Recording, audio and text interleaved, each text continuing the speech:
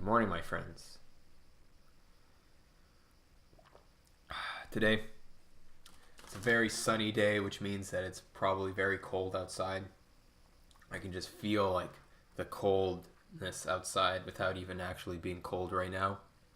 So, yeah, it's gonna be frigid outside when I have to go out, have to walk to work. Also have to go to the bank, have to deal with some stupid shit I'm not in the mood to deal with, but you gotta do what you gotta do, right? So, today is Friday, as you all know, and I'm doing another book review. And today I have the Tibetan Book of the Dead, which is, it has a lot of like mystery and mystique around it. And, I was kind of looking forward to reading this book, and I have to say I was kind of disappointed in it, like I have to say. There was some good stuff about it, but in terms of the depth and just what I was expecting from this book, I was definitely taken away. It just feels like a very like standard religious text, from 2,000 years ago. It doesn't feel like some profound wisdom that's been passed down from generation to generation. So, overall, though, it was interesting. There's some parts of it that there's definitely one chapter called the liberation of hearing, which comes towards the end of the book, which was actually quite good to like get through. And then there's some other aspects which are pretty cool, which sort of the liberation of hearing goes into the process of what happens after you die, so to speak, of what they believe. Whether or not that's true or not, you can't really say because nobody's really died and came back, really, unless you count near-death experiences, which I think carries some merit for sure. But with this book, basically the process is you leave your body and you're basically presented with these sort of tests of going to the next level, so to speak. The whole point is to become Buddha, to become Dharma, to become one with the essence of all of life, so to speak. And every time you rise to another level, there's like the subsequent parallel world that's sort of drawing you in based off of your past actions, your past habits that you've had. They're going to start calling back to you. And this is sort of like the ultimate test of your willpower, so to speak. And depending on where you go and where you choose to go is where, basically you either go to heaven, you either become reincarnated as a human, or you become an anguished spirit, which is an interesting point. There's actually like, we have like the Judeo-Christian, not even Jewish, just Christian concept of heaven and purgatory and hell. It's like a three-way system.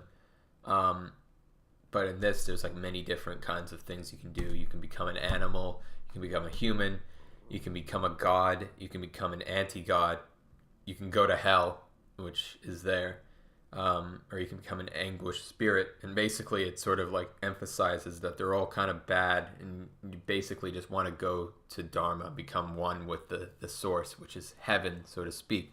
But it's not like a question of if you're good or bad. You still have to do stuff after you die. You still have to go through this stuff.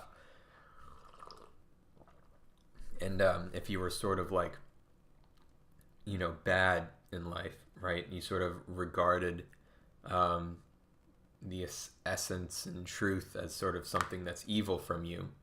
You're going to go into a state of where you're actually visited by demons, and the whole thing that it tells you to do is to sort of accept the demons and just sort of like not be attached to them, not avert them, just sort of like be relaxed throughout the whole process, and you'll be fine. But that's like the good part of it, because it's actually like, providing like a theory, and it seems interesting, and you sort of get into a concept of like a different outwardly experience, right? But the beginning of it, it's just a lot of like praying to these deities, deity. I don't know how you pronounce that word, but a lot of these gods. It's very polytheistic, which I'm not a big fan of. I'm more into monotheism, or just, um, if anything, in like no theism at all, atheism, but not in the strict religious sense that we have nowadays, where it's like purely science. If you want to look at like something like Taoism, whatever you want to pronounce it, that's a concept that's essentially atheist, even though it's very spiritual, but it's not a believer in terms of a god. It's more a believer in the sense of the path, right? The path is sort of like what you follow. It doesn't necessarily say that there's a god on the other side of it.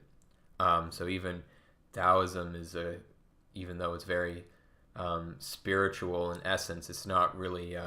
It's pretty atheist in regards to that concept. Anyways, we're talking about this book, and it goes through like so many pages of just like you know, praise these gods. You know, there's like a million, like thousands of these fucking gods, and I don't really care about that. Like, I really don't. Like, it's not going to help me in any way praying to these gods. They even like say in the book that these gods aren't even like real. They're inside your mind. You're basically praying to gods that exist already inside your mind, and in that sense, they don't actually exist, because they even say that when you die, you're presented with all these different gods, and you have to acknowledge that they're not reality. They are just a figment of your subconscious or your soul. They're just sort of these like illusions, so to speak.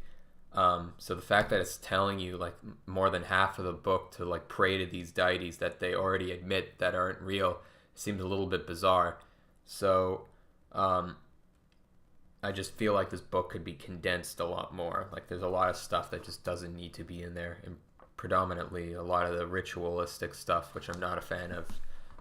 It's a problem with a lot of religions. It's the same thing with Judaism as well. There's a lot of stuff where it's just like, it's just repeating these words of praising God, but it's not actually like, it doesn't help me in terms of like being grateful or learning to understand these concepts. I think the point of these is that they sort of help people maybe who are like dumb or just simple-minded, and they can't like actually come up with their own ways to be grateful. They have to read it from a book.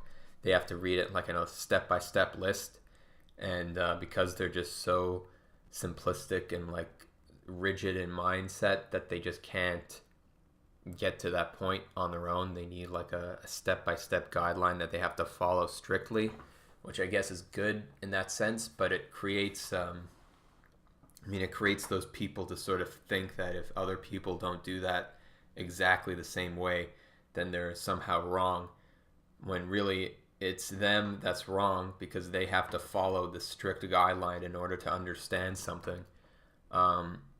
They're the ones who are at the bottom. Like, these books of religion kind of are just like set up for a lot of these people that just don't have deeper understandings of things, and they just need to follow it because they have nothing else to like really grasp onto. So I think that when it comes to your religion, if you want to delve into a realm of spirituality, it's much better to come up with it on your own if you have the ability to. Otherwise, just find whatever religion. It doesn't really matter. They're all kind of doing the same thing. Though I think that memorizing like a list of gods and their names is kind of is not really important in terms of your spiritual and fulfillment of yourself. Which is so yeah, this book was okay. It's not anything that profound. It's definitely given me some different thoughts as to what Buddhism is. But overall, it was pretty good. I wouldn't. Maybe I'd read it again. I don't know. It's definitely not something that I'm like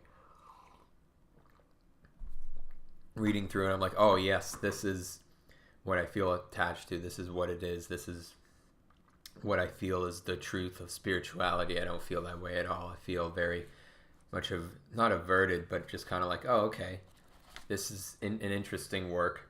One of the other things that's weird is like when they say like how to come up with ways to find out when you're going to die.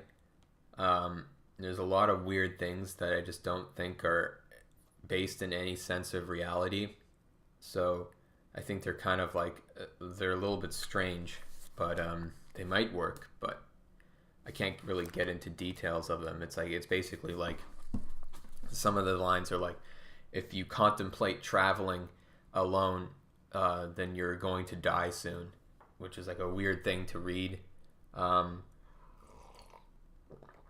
just like a lot of stuff like that, which is kind of like, okay, but it's not really it's not really giving you anything that's like real. There's nothing in here that shows of like actual like decay of a human being that like we know from science, which is the problem I have with it. With a lot of Taoist works, they sort of coincide with each other, which is why I like gravitated towards that aspect and started learning more about it, because it was like, oh, these are equal. They actually make sense. Yin and yang, electrons, protons. They believed in the Big Bang. They came up with theories that were proven by science. There's a lot of these things that were like proven, and then you read the Tibetan Book of the Dead, and you can't really find many correlations between the two. So, which is sort of why I'm not much of a fan of the, rigid, strict Buddhism. But there's still many. It's like such a wide breadth of a religion that there's still good things to learn from it. But in terms of I think a lot of people ascribe a lot of exoticism and mysticism towards Buddhism, and people, I think, need to realize that just like any other religion, mainstream religion, there's a lot of problems with it. And that's the same with Christianity and Judaism and Islam, Hinduism. These things were controlled by, like big power structures, big monarchies, and empires and emperors and all this stuff, and they've distorted a lot of this material over the years, which I think is why it's hard to sort of ascribe a strict value based off of them, because they're not actually they're probably not even the real text. What you're reading in these books are probably not even real, or what their original writing was. It was probably distorted by other empires and other kings and so forth. So anyway, that's all I really have to say about that, and I hope you have a wonderful day.